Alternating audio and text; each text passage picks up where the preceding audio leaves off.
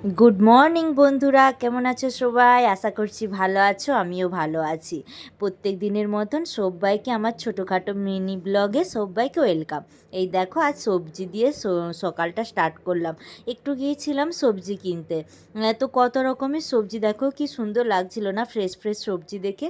এদিকে এক ঝুড়ি টমেটো, এই দেখো কত সুন্দর সব কিছু সবজি গিয়েছিলাম। মেয়েটার জন্য একটু কুমড়ো, একটু পালং শাক আর একটু আধটু জিনিস বাকি ছিল, সেগুলো কিনতে গিয়েছিলাম। এই দেখো কুমড়ো নিচ্ছি।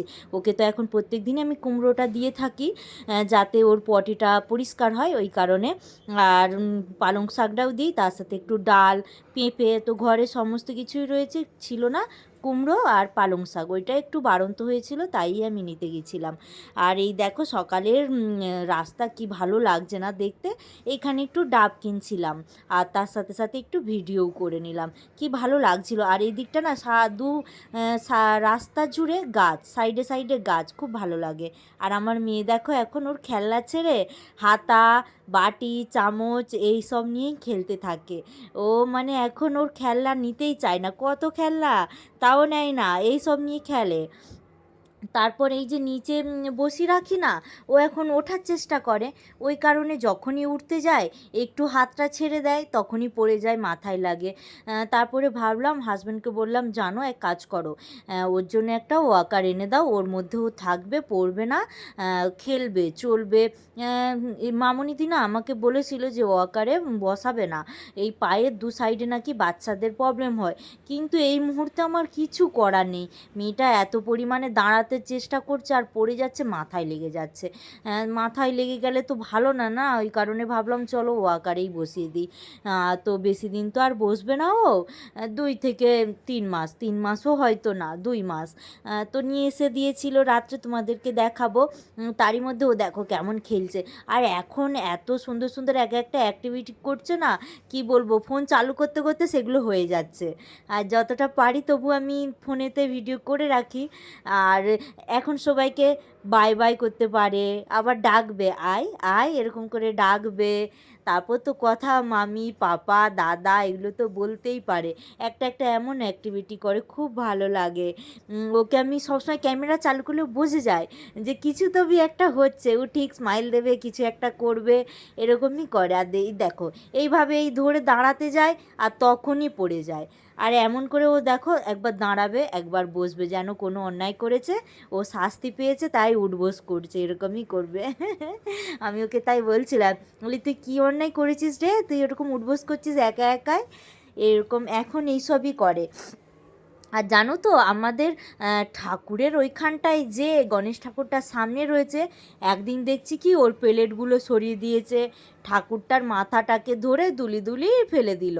লক্ষ্মী ঠাকুরের আমার সমস্ত ঘট, তারপর পেতলে সমস্ত আম পল্লব বলো, ডাব বলো, সব পেতলের আছে, সেগুলোকে নিয়ে খেলা করছে বসে বসে। জলটা তো ফেলেই দিল, লক্ষ্মীর ঘটের যে জল থাকে ফেলেই দিল, সেগুলোকে নিয়ে বসে বসে খেলা করছে।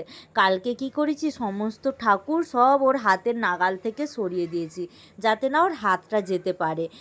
এখন আমার এই অবস্থা, ওকে সবসময় ধরধর করতেই আমার হয়ে যাচ্ছে। কি বলবো, এত অন্যায় হয়ে গেছে। আগে অতটা করতো না জানো তো, এই ভাতের পরে বেশি। আর রাত্রিতে এত পরিমাণে চিৎকার করে, লোকে ভাবে ওদের বাড়িতে কিছু হয়েছে নাকি, চিৎকার করবে। ঘুম পেলে একবার হয়, একদিন না তোমাদের সাথে আমি শেয়ার করব, ওর ঘুম যখন পেয়ে যায় ও কী হারে চিৎকার করে আর কীরকম করে। মুখটাকে তো বিছানায় ঘষে ঘষে ঘষে ঘষে নাকটাকে লাল করে ফেলবে, এমন অবস্থা। ঘুম পেলে এত মেয়েটা আমার বিরক্ত হয়, প্রচণ্ড কান্না করে। ওর পাপা তো একবার এই ঘর ওই ঘর কাঁধে নিয়ে ওকে চুপ করাবে, ও শুনবেই না।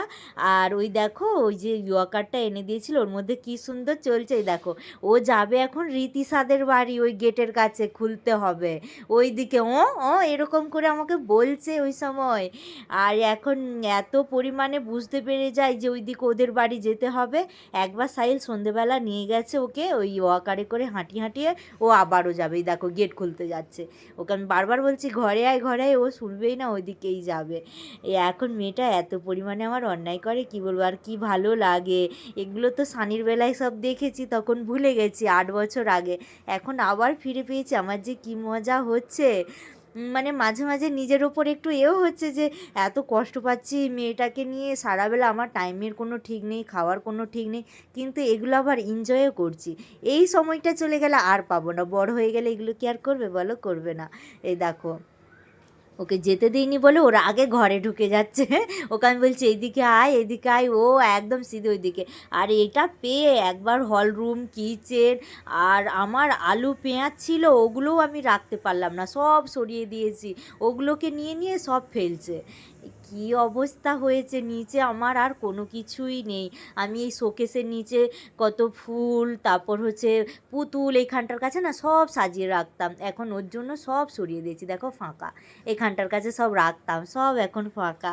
কি আর করা যাবে, মেয়েটা বড় হোক আবার সাজাবো। তো দেখো কেমন খেলছে। আর এটার এতে বসতে না আমার অনেক সুবিধে হয়েছে। আমার কাজকর্মে বলো, আমি যেখানে যাচ্ছি পিছন পিছন যাচ্ছে, পড়েও যাচ্ছে না, অনেকটা সুবিধা হয়েছে। আর তাড়াতাড়ি এতে না চলতেও শিখে যাবে। অমনিতেই ও এখনই এক পা দু পা করে ভালোভাবে কিছু ধরে চলে যেতে পারে, আর এতে বসলে তো আরোই তাড়াতাড়ি শিখে যাবে। যাকগে ভালো হয়েছে সব কিছু। মেয়েটা বড় হয়ে যাচ্ছে আস্তে আস্তে, চোখের সামনে এইটাই দেখছি। আর অন্যায়টা কোনো মাত্রা নেই, অন্যায় তো অনেক কী করছে। তো ভিডিওটা যদি ভালো লাগে like comment and share. Thank you for watching.